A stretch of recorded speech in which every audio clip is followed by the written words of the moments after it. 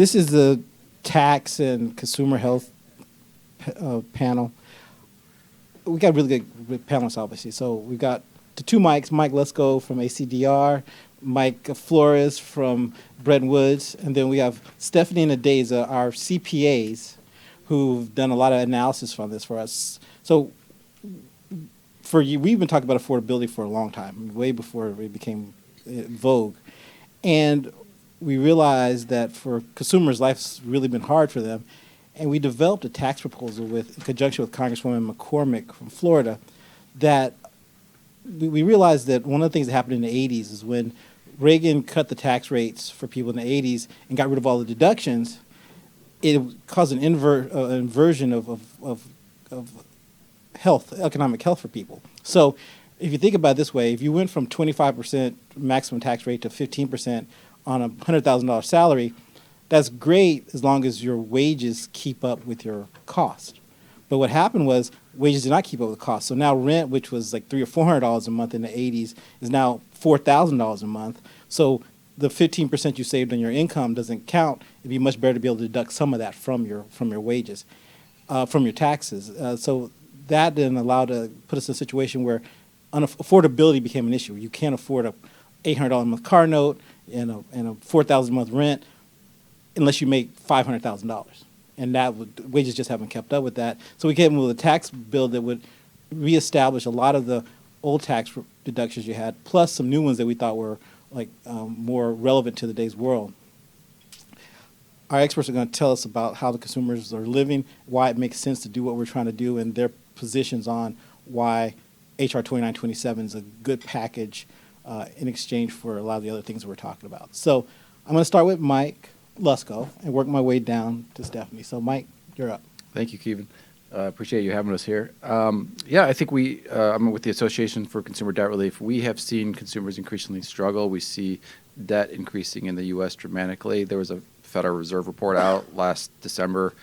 Consumer debt's at $18.6 trillion right now, all-time high. You see credit card debt increasing dramatically, the delinquencies increasing, the amount of money that's being carried on their credit card is increasing. On average, someone has about $6,000 on their books currently, and they are bumping up against their limits more and more. And that's just on the credit card side. You also see, obviously, student loans have propagated across the U.S. It's more and more common. Everyone is carrying a decent amount of student loans. You see auto loans also increasing dramatically.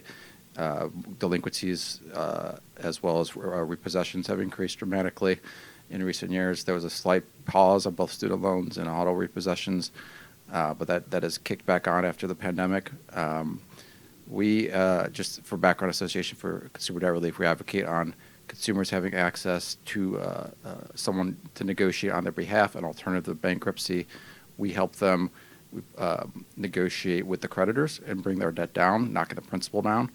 We think it's an important tool. One of the things in the tax bill that Kevin was mentioning was a provision that allows discharge of indebtedness. So people that have their debt forgiven, wiped out, knocked down, that works in conjunction with our resources. I'd also add one of the other things in the bill, but we're seeing pushed on various states, is medical debt forgiveness or medical debt provisions that keep it from affecting your credit score. We work in conjunction with that. When someone's struggling with medical debt, we can go in and negotiate that down. Having a provision on the state level, if not federal level, is helpful to that. So I'll stop there. It's gobble up all the time. Thank you. I believe that the proposed HR Bill 2927 has some very refreshing provisions in it that will actually help the regular American citizen. There are three areas that, when I look at it holistically, that are targeted, which are children, our health, which is the medical space, and then your regular workers. By having the provision where you can deduct the child credit and it's refundable, meaning that if someone is having a hard time and they're not earning a certain amount, which is what we have right now, being that it's fully refundable, that's an actual check that they will get to aid with the bringing up of their children. And it's $2,000 per child, up to 3 children, and then $500 for additional or other dependents. That's something tangible that right now we can use, right? It's not an answer to everything, but it is a place to start so that you have something when you have nowhere else to look at. And then with the increasing medical situations that people are having, because when you're under all this stress, you don't have a job, your situation has changed, you just look at the news and see all this craziness all the time, it's about enough to give you something if you don't have it, right? And so the provision to allow medical expenses to actually be fully deductible is humongous, because you have this cap right now where basically the percentage of your income eats up what you can actually deduct for your medical deductions currently. And I hope I'm speaking in a way that, you're following what I'm saying. So what you have is a provision that, you can say, oh yeah, we have that based there in the bill, but when you get to the nitty gritty of it, it's not helping the average, worker, unless of course the amount of medical stuff that you had going on is like insurmountable. And at that point, you're probably not working and you don't have other, you have other issues going on as well. And then an interesting one I saw for the regular worker is the commuting expenses being deductible for people that single family people that make $125,000 or married filing jointly that's $250,000 a year. So that would be the eligibility on that, because we've got these fuel costs, that are rising. If you can't get to work, you can't make your money. So these are things that help to bridge the gap currently, that are tangible, that will help the everyday American in this bill. And I haven't seen provisions like this targeted at the average American in a long time, that can actually help. So I call it a breath of fresh air, and I hope that if you haven't, heard about it or talked about it before, that you do contact the relative parties and let them know, hey, please try to get some of these things passed through on this bill, because it will actually make at least a starting difference. And that's what we need. We need something to grasp onto when there's all this hopelessness type of stuff going on. Thank you. Kevin and I have worked, close to 15 years now? You're getting old. Don't tell me about it. I just had a birthday. Thank you. You're still here. That's a good sign. Yeah, still vertical. We focused on access to consumer credit and different types of credit. And that's why I want to talk about a little bit about today, the importance of consumer credit in our economy. We have a $33 trillion GDP. Estimates that consumption accounts for 68% of our GDP. We're a consumer-driven economy. Of that consumption of 68%, 20 to 25% is credit-driven. We're using credit to buy in these instances. And to your point on the debt forgiveness, I think it is critical that be looked at. But another thing, we look at, even if, we get that forgiveness, the IRS is still going to tag you for that amount forgiven as income. It's a 1099-C, I think they give you. That is basically, you have to report, and that will put a lot of people in the next tax bracket, because you could have $10,000 in forgiven income or debt, and that would then becomes income to you on your reporting. So we have an issue. We need to keep consumption going. A lot of that consumption is driven by credit, and we're at a point now with credit. Credit is I just looked at this number, about close to $19 trillion.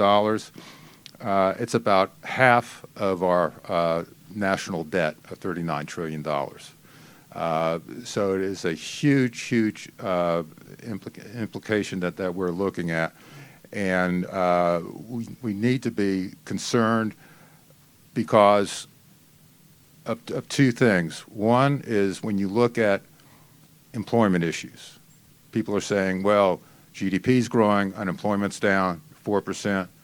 Well, that is the G3 unemployment. If you look at G6 or U6 unemployment, includes part-time, underemployed, stop looking for work.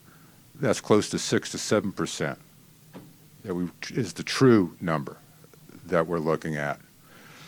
So The other issue that's going to drive that even further over the next years, I wasn't here for the AI briefing yesterday, but I'm passionate about that, is that is going to exacerbate the problem. I'm fearing that we're going to lose a generation that tries to make that transition. Instead of humans being means of production, as we have been historically, we're going to be relegated to means of consumption. If there are not jobs out there for us, how do we get to there? And that opens up a whole line of questions on funding to consumers. So with that, Yeah. All right. I feel like my back is to everybody else in the room. But thank you, Keevan, for having me again on the panel, and Brady. I think this is an incredible conversation, and I wish it were louder. I wish the room were bigger, right? I wish it was a convention center size room, because I feel like that is how we will find resolve for these issues. More people need to know. More people need to kind of speak up and advocate on their behalf, right? They need to call their Congress people, right, and advocate for bills like what you guys have taken so much time and thoughtfully put together, right? Because I think the disconnect is, in my humble opinion, is, we in this room, who talk about policy, who talk about, and who are, director level on various things, don't get into the weeds with the people that actually would receive the benefit, from these conversations, and they're really real conversations. Really just to touch on what Mike and Mike were saying in regards to the credit issue. That's a really big issue. And then for it to then show up on your tax return, and you have to pay tax on that. And the number of people that come into my office and don't even know that until they get the 1099 in the mail, until I say, oh, you owe X dollar amount this year. And they're like, oh, why? Oh, because somebody forgave you a debt and they didn't tell you. And now it's a taxable activity. So the conversations just need to streamline down to people so they can really become more educated on how these things really affect them, because they affect them in a real way. And so I want to make the distinction, if I could, for a moment, between what you do and what I do. You are a CPA, right? So you're dealing with the accounting and making sure people, have their numbers in order and their bookkeeping in place and know what they're doing financially. I am an enrolled agent, so my focus is on tax law, right? Because one of the things people don't, I think, really realize is that they see numbers as it relates to tax. They don't see the law. So the law I think it really is important for us to focus on the laws first and how those numbers trickle down to us in a very real way. So when we talk about these conversations and the plan that you guys have put together, the law says we shouldn't. Okay, let me see how the best way for me to say this. The law doesn't right now really advocate for the working family. It doesn't. Right?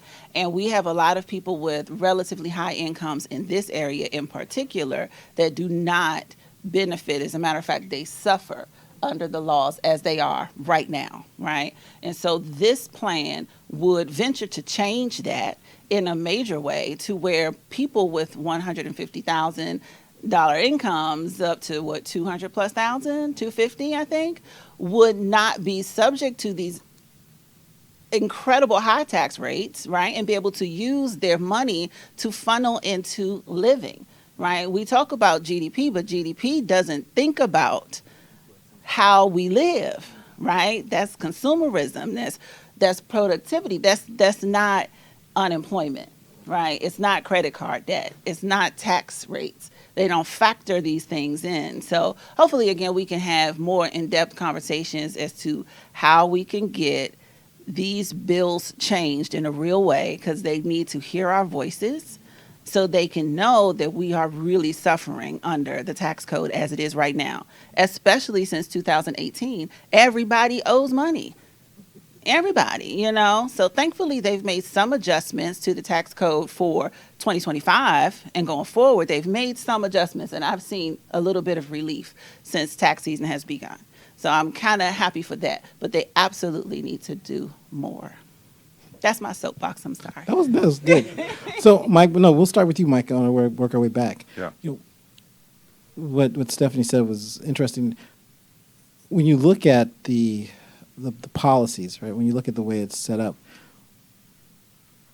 where do you come down? Like we're talking about unemployment. We're also talking about debt, consumer debt. Where is the breaking point, and how do we restructure, or what do we, besides the tax code, what other ways could we fix this without fixing the taxes? Is that all? That's all. You got 3 minutes to answer. Hurry up. That's the question. That is it's a very difficult question to answer. Society, if you look at what we're doing right now, it's the old argument we took in economics classes, the guns are butter. Well, it's guns now. We've increased defense budget by $115 billion. And we're paying for it through a decrease in the education department, in labor, USAID, EPA, HHS. All those cuts are coming close to the $100 billion mark. In terms of going forward, we're getting close to, I think, a breaking point. We've got to figure out how we can work, and I think the bill 2927 helps address this. We're an aging population, and what do most countries do with aging populations? They augment it with immigration. Not so much right now. And so everybody is telling families, have more kids. We need to fund Social Security. And that's great. Child care costs number 2 behind rent or mortgages in terms of annual cost. So we're telling you to have more kids, but we're not telling you we're not paying for it. We're not subsidizing that. So what's the importance? There's a dichotomy in terms of what the administration is saying and what they're doing.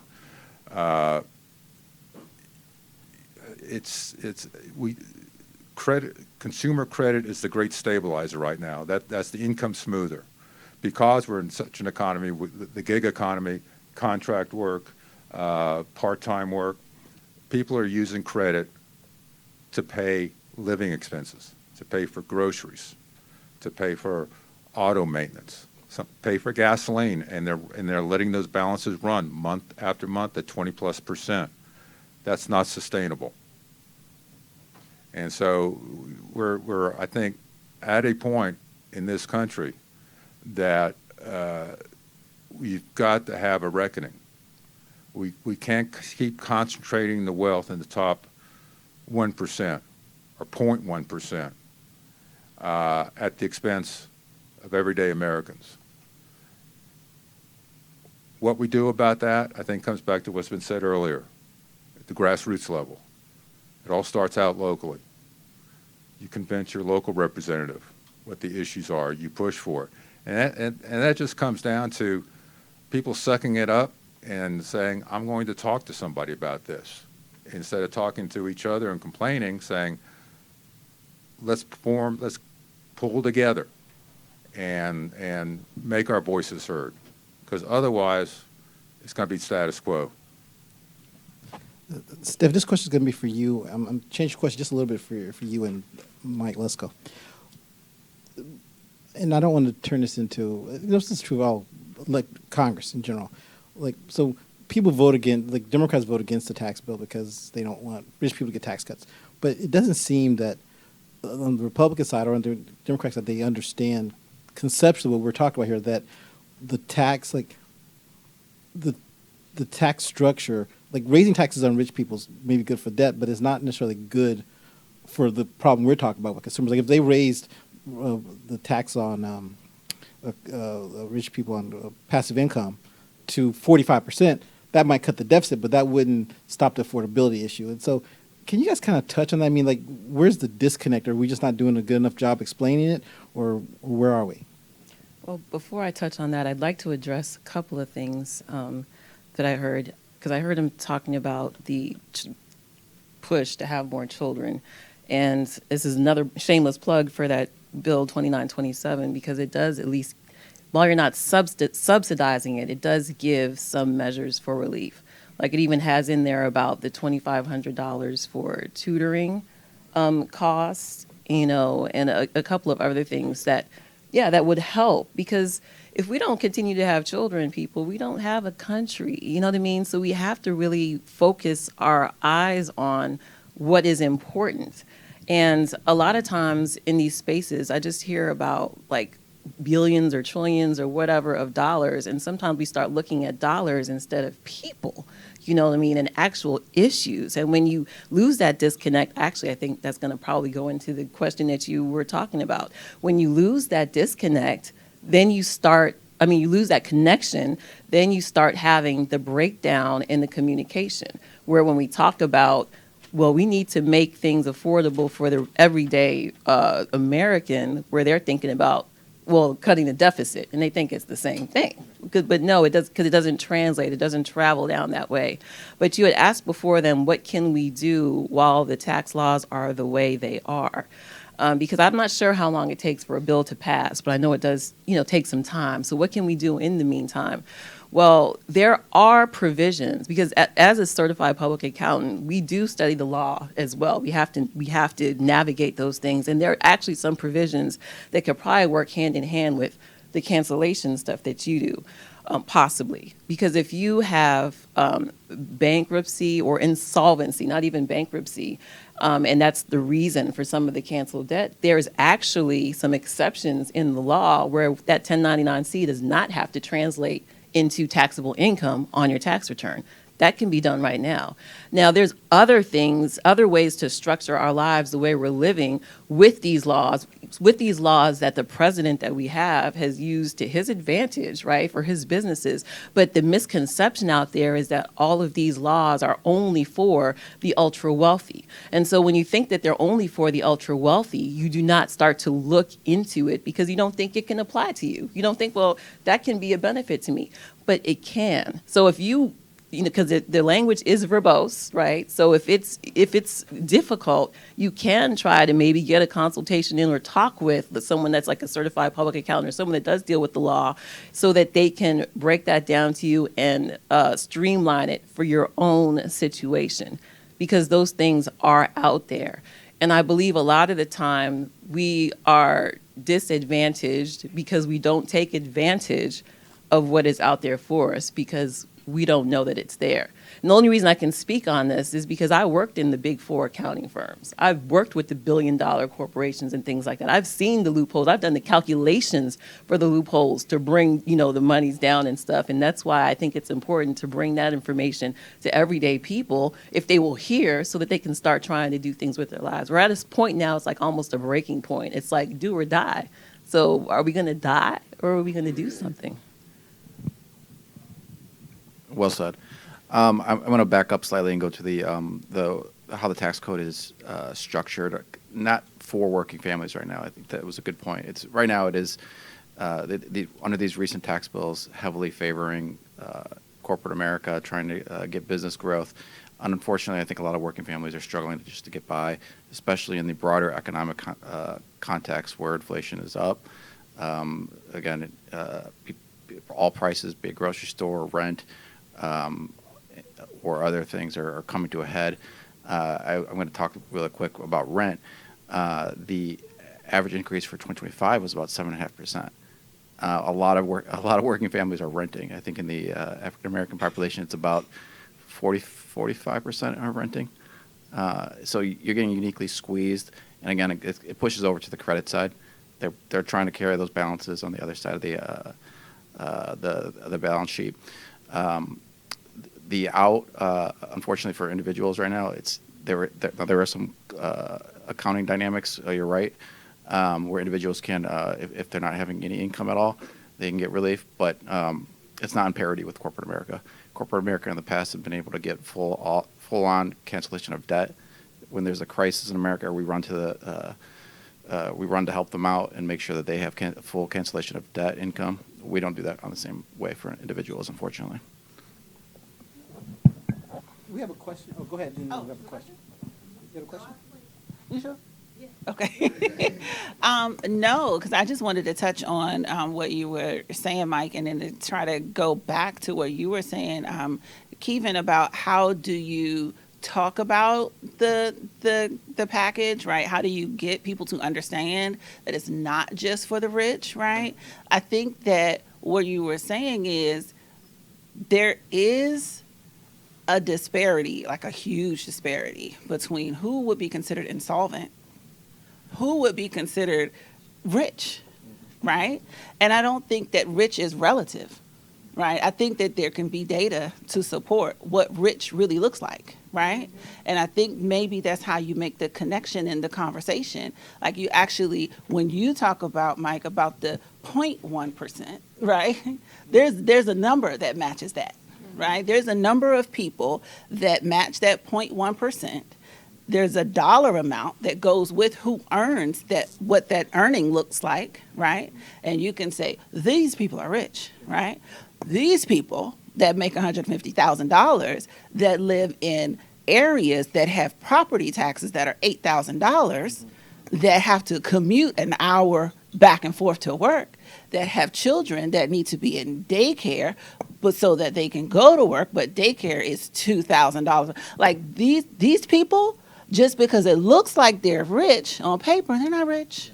They're not rich, right? So the conversation is rich relative? No.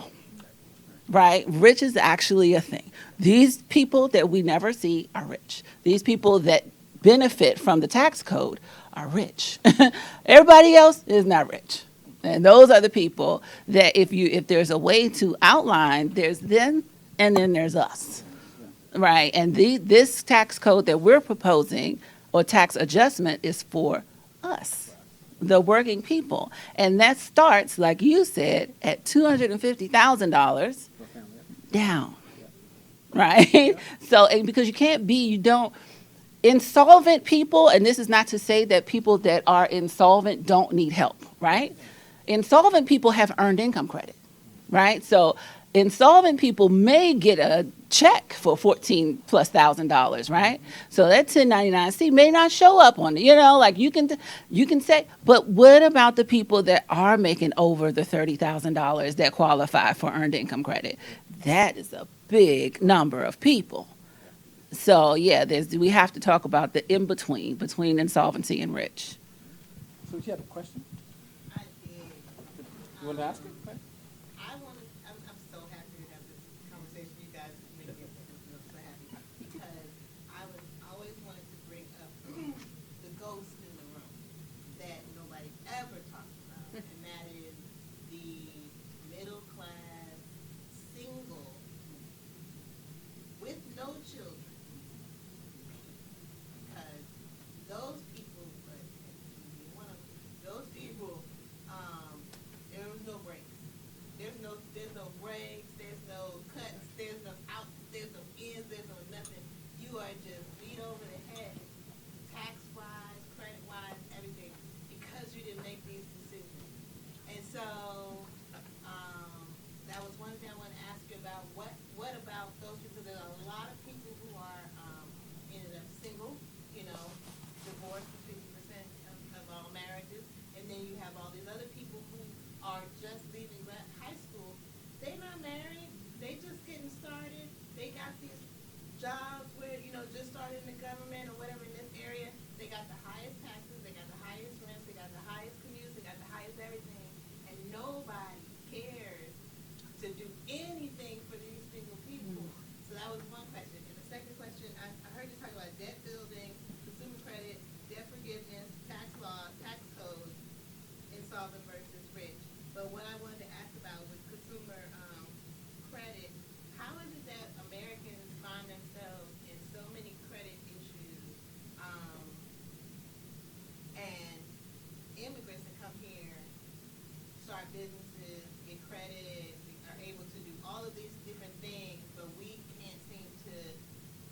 what is it that we're doing wrong? Because you have so many come over here, they got so much credit, they got so much, they starting big businesses, small businesses, everything, they get small business loans and all this. How is it that that's happening when you have people who grew up here? What classes are they missing or not learning about? And they get in such debt problems, so many debt problems and so many credit issues. And we start from here. So I'll let whoever wants to take that start.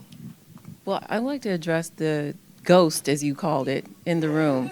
And I'm going to plug the Bill 2927 again, because it does have some provisions that would benefit the single person for that. I mean, it's got the commuting expenses. The medical expenses are not only for those with children or not with children or anything. So you have something to start, right, to give you some deductions, whereas, you're like, what? Hello, I'm here. So, yeah, so you do have that. So I wanted to address that. I don't know if anyone wanted to address her. And it also equalizes rent versus mortgage by letting you deduct some of your rental expenses. That's right. Yes, it's a bill. Yes, I forgot about that. Thank you. To exclude the rent stuff. So, right, your HR 2927 proposed bill. That's an answer to, one of your questions, if we can get it out there and get it passed. Mike? I'll just say, on this bill, be it the vehicle that passes or the ideas in the bill, you put these type of bills in. I used to be a congressional staffer, so you put these type of bills out there, and the foundational for the next Congress, or when the stars align and you have control of Congress and the presidency again, as you've seen this last year when Trump pushed through all his tax plans. These were things that were bubbling up on the conservative side for the roughly last 4 years. So they weren't new to us, but we'd been navigating them in Congress for a while, and they just jammed them through when the stars aligned. So advocating on these now, making sure they're heightened and on Congress's radar is helpful going forward. Yeah, I'm gonna advocate for something that may not be politically correct, but it's okay. I'm on the other end of it. Are there any solutions being planned for non-custodial fathers in the child support system? Because I know I was raped under the code. And I still have, I'm gonna take care of my child. But it seems like all the rights and privileges goes with the custodian parent, and all the penalties goes with the non-custodian parent. I'm not an expert in the legalese of things, but I do know that there are some agreements. Well, I guess the short answer to your question is in the court, right? Because whatever it is that they decide if it was a divorce or with the custody, all that, they have to draw all that up, and that's where they draw in all the details. You can have what I see popularly is the 1 year off, 1 year on for deducting that child, even though you're a non-custodial parent. That is there. It's not that, the custodial parent always gets to do that. And there's some due diligence actually that we have to do, that when we see it was a divorce or a separation, well, is this agreement here? Is this, so we have to check that. So, that's something you want to make sure is in there. Well, I'm done with it, but like child care, I took care of all the child care. I took care of all the education. I took care of all of that, plus child support. Now, in Georgia, they would not allow those deductions. Now, we fight in the state to kind of change some of those laws, federal laws, because it's so lopsided. And so it leaves, it's actually a system that transfers wealth from one person to another and creates poverty. And child support should never create homeless and so on that person. It should never be a system that, and we know very well that the system actually penalizes non-custodial parents.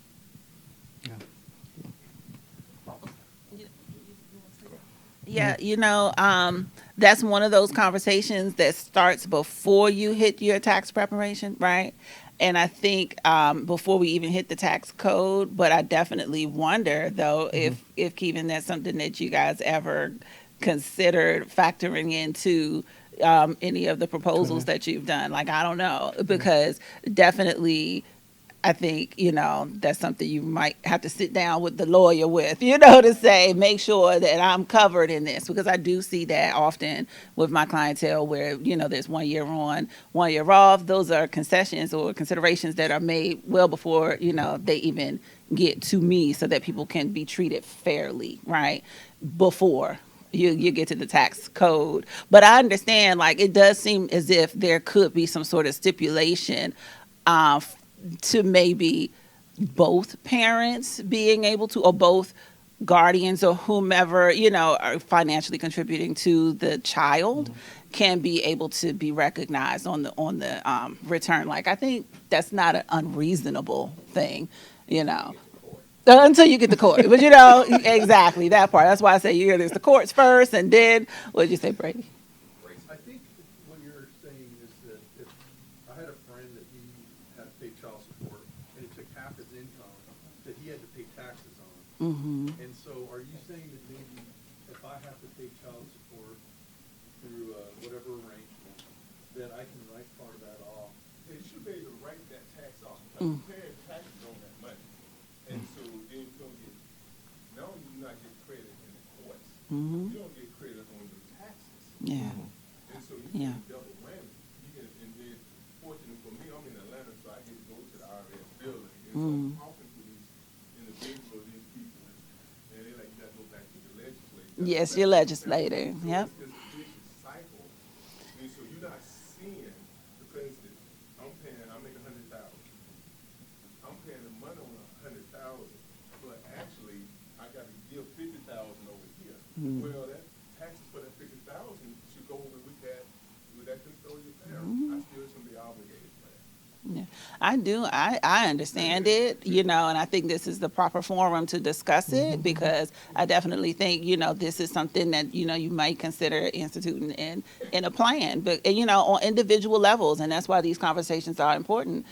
Being able to talk about being a single person and not feeling protected under the tax code, right? Or being a custodial, being a parent that may be non-custodial, but you still support them financially. What does that look like for you in the tax code? Like, those are individual conversations that we absolutely need to be able to have. So, That's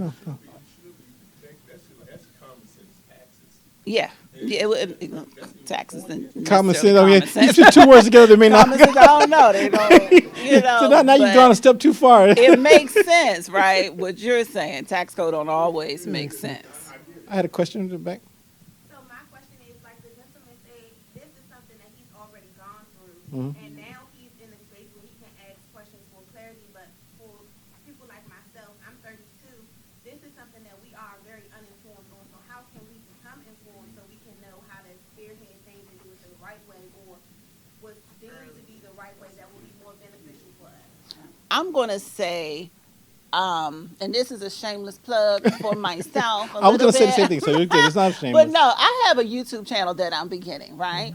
And at the end of every video, I say education is the real refund, okay? And because I believe that we need to be able to understand what is happening, but we also have to seek it, right? So, and that's why I'm saying, there is information out there, but as taxpayers, we have to be responsible for what we know. Like I talk to my clients all the time about asking the questions. What do you need to know? What is affecting you? Let's have the conversation.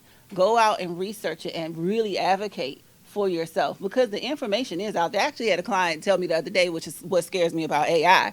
She was like, I did have a question for you, but I Googled it, so I'm good. And I was like, okay. I don't know what that means for me. You know what I mean? But the information is out there, and I do believe we need to advocate for ourselves in a real way. You have questions, you should deal with a professional that can answer those for you, or really take the time to do the research, because it's the stuff is out there. It's out there for you. Yeah, don't be afraid to. I'll get you. Don't be afraid to invest in your future. It may cost you a few dollars to get a professional to ask the question, but sometimes it's worth the trouble to do that in advance. These two questions, then I got more questions for the. Oh, you got something, Mike? Yeah. One thing, people are going to ask with this bill, what's it going to cost? Yeah. Well, some of the back of the envelope numbers I did shows that When you say cost, you mean to the budget deficit? to the budget deficit, it's about 5 or 6 days of interest payments on the debt. Yeah. Yeah. It's nothing, right? So you have to put it in perspective. And on the other side of it, for every dollar that these individuals get through the bill, that influences $1.50 to $2 of the multiplier effect on the economy. So, So there- $10,000 is almost $20,000 back into the economy. Yeah. Wow.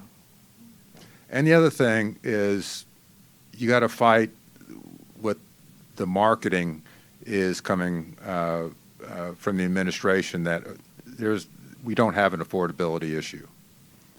Yes, inflation is down from what it was 2 or 3 years ago, and unemployment is down. Excuse me. We address the unemployment, that you've got to look at the U6 number rather than U3. But inflation still means prices are going up at a lower rate. But it also means that the prices that are baked in are there. That's the new baseline. Yeah. Have you ever seen when inflation goes down, prices roll back? Yeah. Are you going to see the prices of cars roll back anytime soon, if ever? Maybe eggs have rolled back a little bit, but that's a commodity. Grocery prices in general are not rolling back. So there is an affordability issue. Wages are stagnant, if not dropping in purchasing power. Costs have increased, and they're staying that way. And they're raising at a lower rate, yes, but they're still increasing. So you've got to fight the narrative that affordability is not an issue. Are you suggesting we build our house out of eggs? Green eggs and ham. I have a question in the back. Mike? On the credit card side, the idea of lowering the credit reporting tenure from 7 years to 5 years, and then also that being one where we also get the creditors, banks and everything else, when they charge off, they still keep the charge-offs on individuals' reports every month, but they only charge off one time. And so when they try to fight that, they're unable to fight that because they're saying that the creditor has reported accurately, where we know that you only charge off one time, you only have it one time in the report, but they continue to do that. And then secondarily, changing it so that once a creditor charges off that debt from the federal government, they can no longer sell it, and then that individual continue to use it. What's the possibility, or how do you see that impacting debt and also helping consumers save in that process and be able to use it?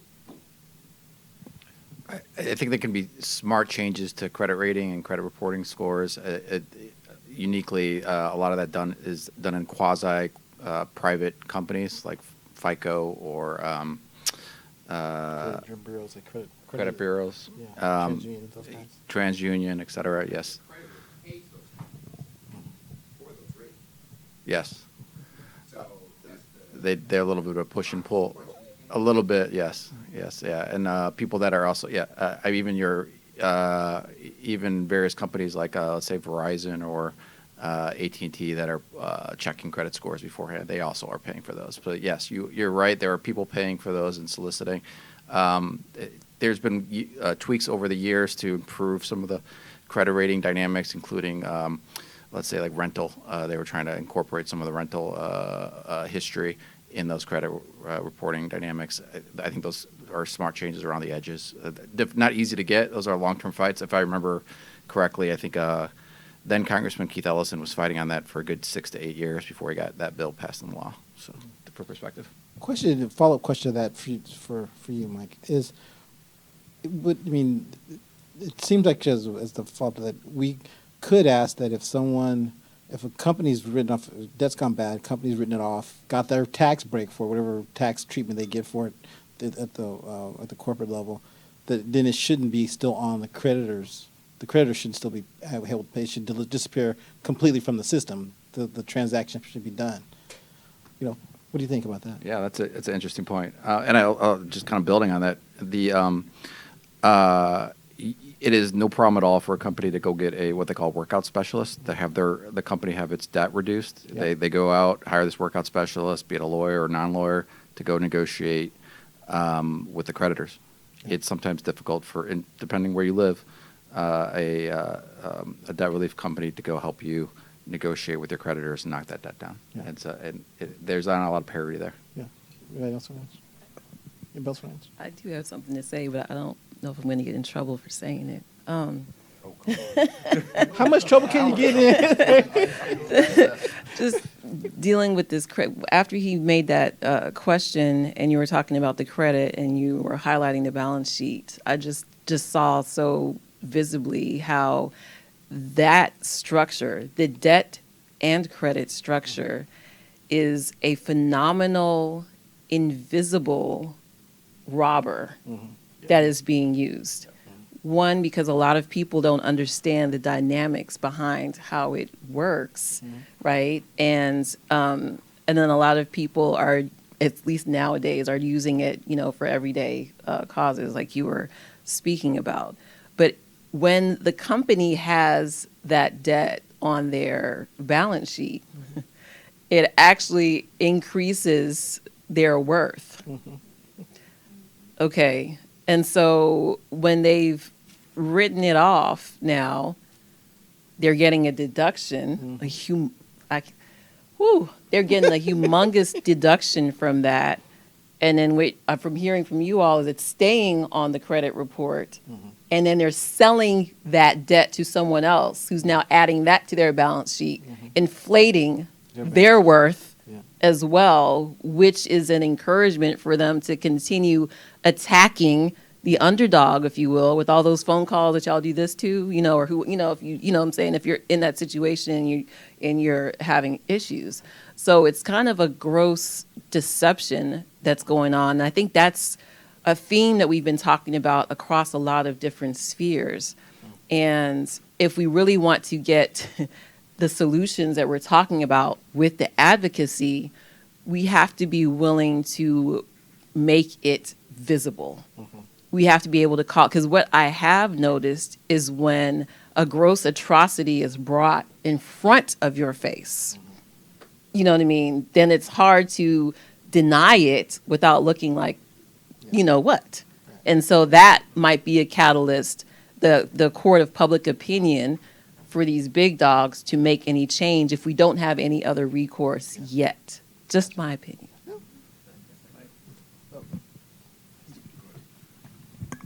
I kind of want to connect it all to a question you asked earlier, which is why people have struggled with opportunity right now in the United States. And to me, I think this is a fundamental thing in U.S. politics that's overlooked. It is more and more difficult for people to climb up. It is more and more difficult to start a business. If you're an American, it is hard here to bootstrap. This is it's not what we were founded on. And if I'm linking it all, debt is part of it. People are, again, carrying $6,000 on their credit card. They have student loan debt. If they went to college, they're indebted with their home loans, their car loans, et cetera. It's hard to start a business when you have no capital. At the end of the day, if you're net negative, how are you going to bootstrap?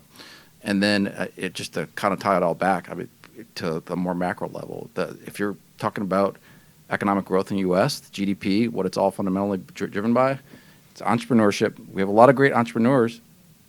We have people with no capital. We have people with no land, as we're talking about a lot of renters. And those are fundamental parts of actually starting a business and growing it and adding to the economy.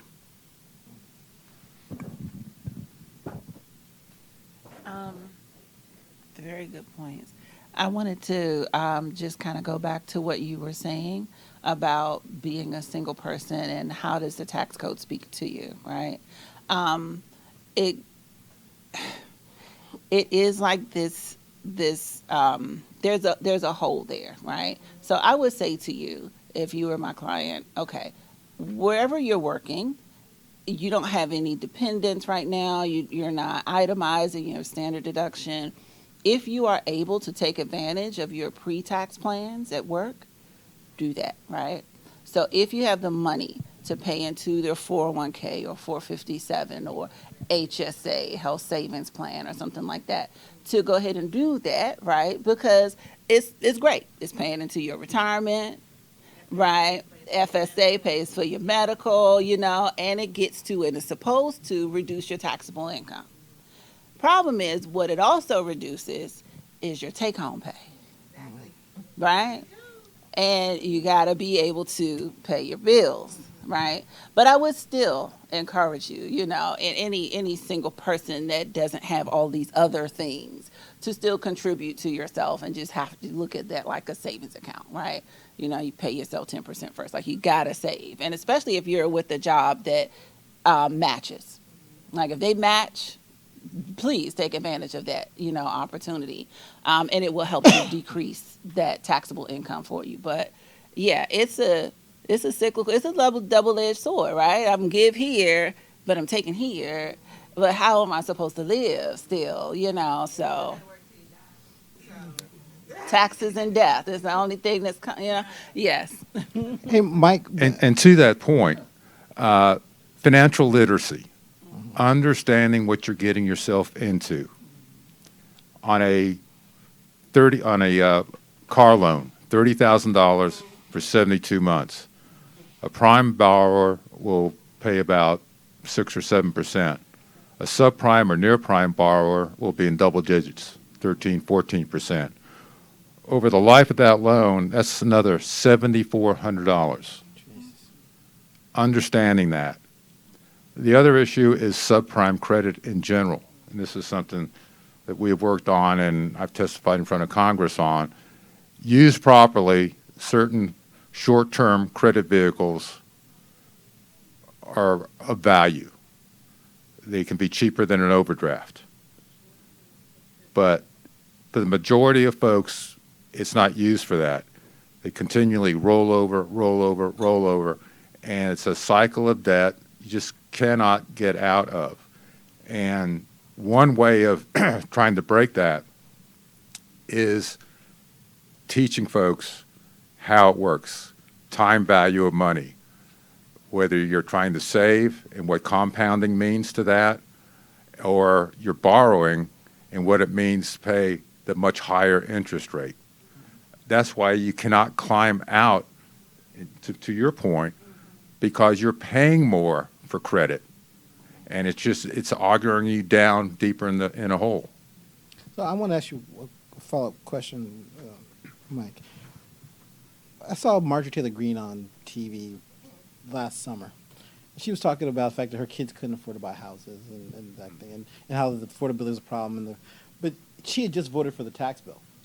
And it seems to me that the way the tax bill was structured with all the deductions exacerbated the affordability problem because it exacerbated the wealth gap. Like if all the money's being sucked up by a few rich people, they could pay cash for houses, whereas the other people can't. They're trying to compete with mortgages.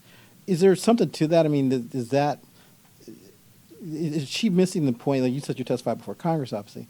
You know, how is it that someone like her missed that part of the conversation, or was she being duplicitous?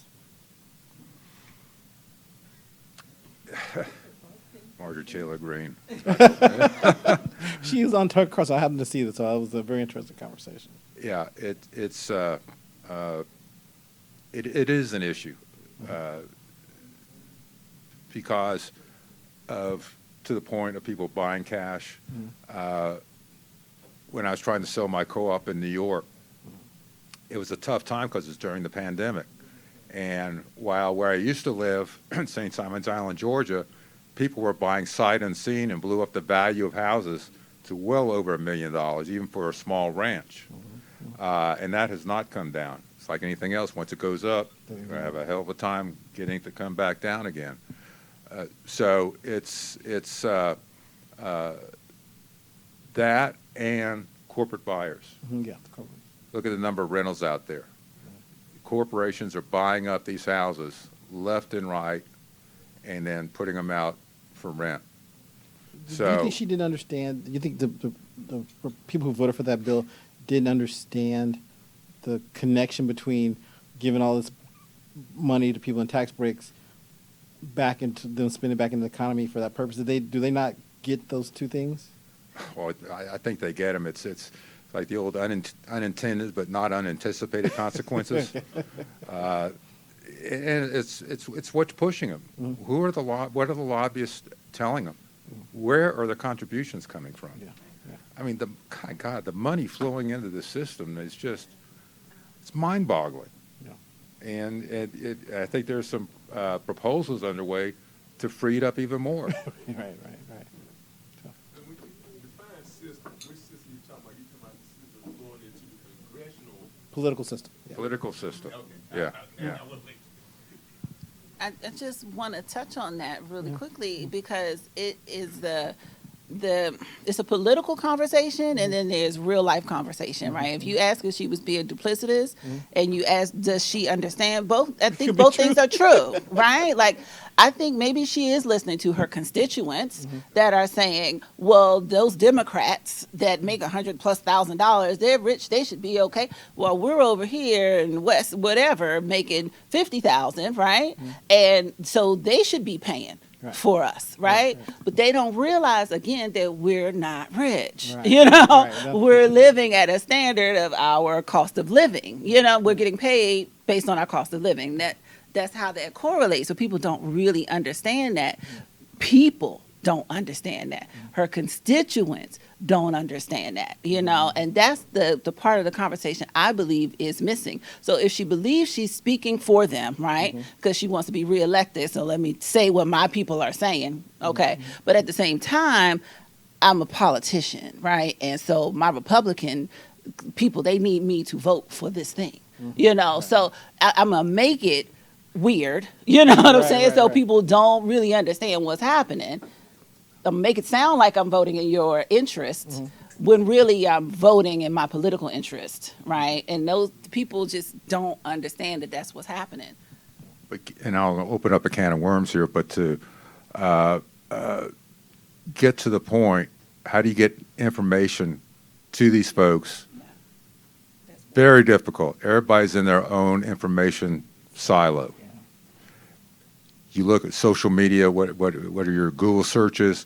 The algorithms are going to point the same information right back to you. You're not going to hear anything different. People aren't listening to both sides of the story. They're not listening to Fox and they're not listening to CNN at the same time, or the BBC, or the New York Times, or the New York Post for opposite ends of it. They're just listening to what reinforces their worldview. And that's a tough one to overcome, and it's only going to get worse. AI is getting it more sophisticated and getting it down to almost an individual level of what you're fed. And trying to get new information to these folks, I don't have the answer to that. You got a question? We got to reinstate the fairness doctrine. I just wanted to say thank you to all of you. I know it's not over yet, but before you go, I want to say thank you all for being here and providing this information.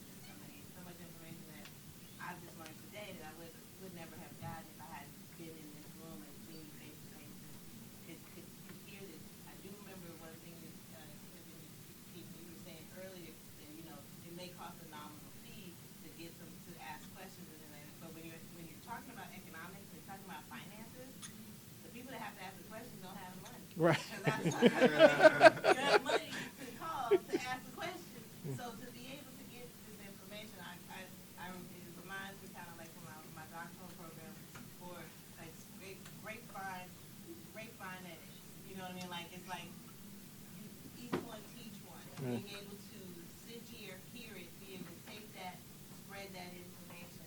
I got all of your information from the screen, and being able to now find out, keep following what you're doing, keep following what you're talking about, and being able to say, here's a person that's probably a credible source. That what they're saying, this, I heard them speak on this, I heard them talk about this. You can be able to tell somebody that here's a credible source. You got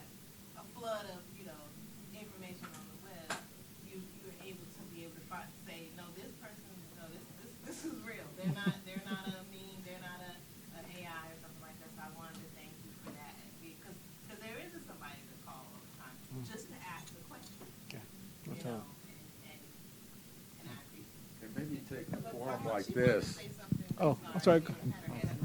maybe take a forum like this and break it down and do podcast and put them out there on YouTube. And then push that to the audience you want to target. Use those algorithms to your advantage rather than against you.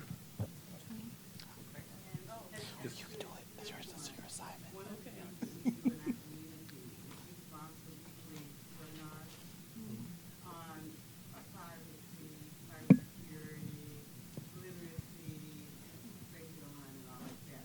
So we do that once a month in our community. This is my daughter, by the way. When you see me, Yeah. right? Anyway, but the two things that I wanted to mention is you were talking about saving and the TSP program, the savings program. And one of the things that we realize is that when you put this in put savings at the max, that your salary you don't, you're not losing. You actually, yeah, okay. And the second thing was that, I was kind of pulling it up on my phone, is that, Bank On, I know, are you familiar with Bank On? It is, let me just say, Bank On had, their conference, about, last year. And Bank On is an entity that works with unbanked people, okay? And last year, Bank On said that they had, that they were able to bank 11 million people. So check it out. I mean, look at it and look at it, because it's about getting people banked, and that the unbanked bank.